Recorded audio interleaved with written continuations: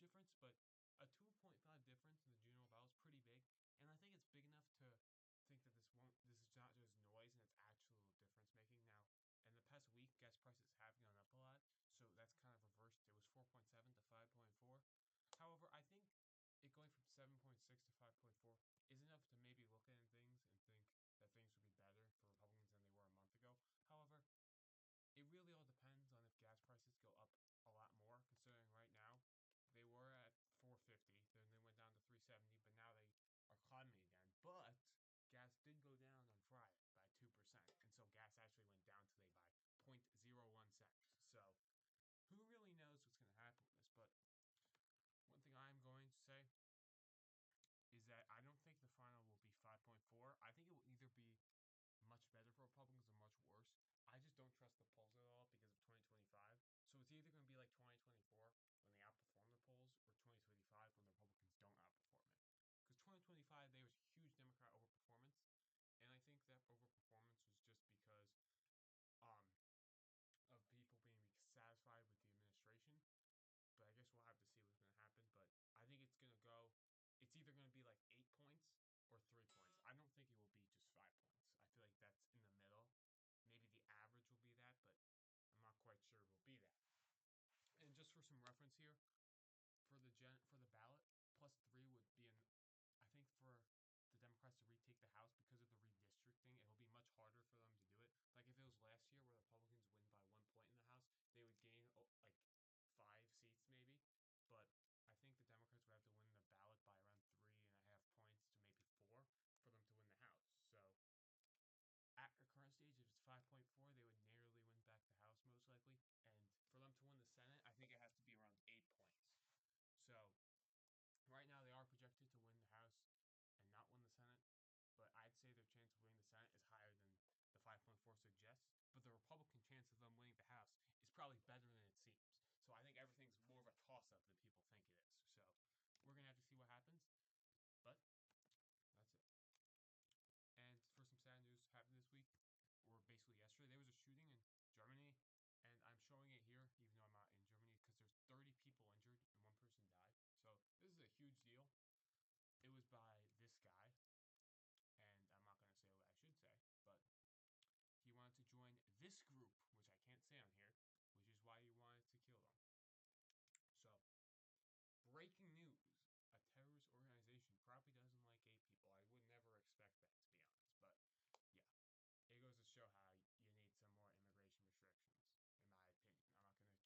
I'm not going to change your opinion, but that's just what my opinion is on this matter. But let's hope that the 29 people recover. And I'm just going on to Texas here, Texas Senate election, because there wasn't any major things which have gone on, but there's something I've noticed recently which I want to share to you guys. I'm not sure if this will matter in the end, but it seems like the black turnout for Talarico is way less than it would have been if Crockett wins.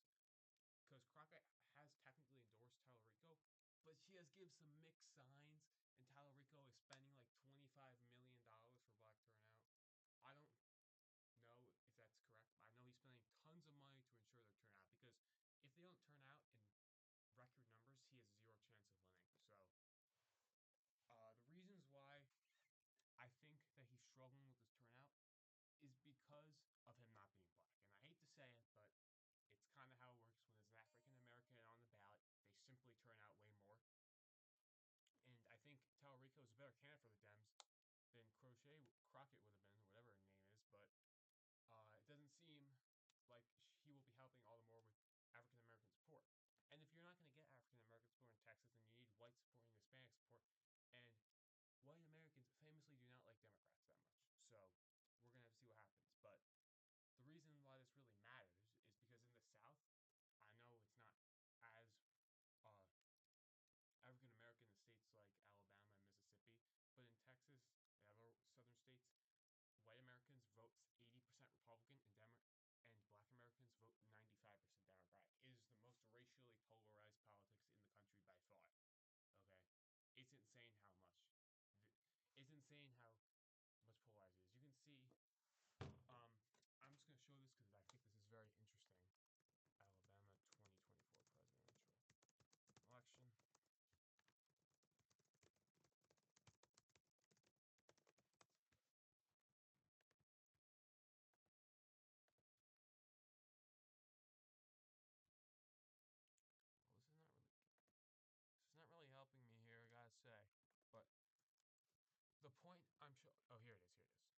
see in Alabama how there's this river, I believe, and it flows through here. And the reason why there's so many African Americans there is because there's a lot of slaves there, and because the reason there was a lot of slaves there is because there was a lot of good land there, and a lot of good land was there because of the river. So it shows how small things can affect it. But the point I was trying to make is how you can see how polarized it is by this map. Like, this is ridiculous. Do you see that river? It's basically the same map. And that's because in these rural areas, it's like 90% white, and so they vote 90% Republican. But in these areas, it is like 70% African American. So they vote so heavily Democratic. It's just polarized elections based on race. It's the only thing that matters here. It's insane. But yeah, that's going to affect Texas. If Tallarico wants to win, he has to get the African American support up.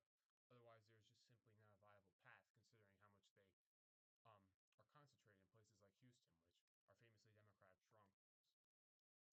And on to another election, which is Maine. The convention finally happened, and they replaced Platner with former governor candidate Troy Jackson, who I think is a obviously much more strong candidate than Platner, but I think he is generally a strong candidate, which the Democrats are going to need because Collins is famously overperforming. But I don't think she'll overperform as much this time, but the polls are certainly closer than they were before. So Troy Jackson is a progressive, which I still don't think is a great choice in Maine, but I may be wrong. I just have that feeling. But they ended up nominating him. It was not really in contention during the convention. He had almost all the support. Like you can see with these results, he just had tons of delegates. And basically everyone withdrew because he was the obvious nominee.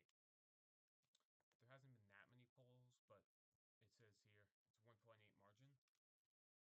And I don't think this will happen, but if Collins overperforms the polls like she did last time, she'd win by 15 points.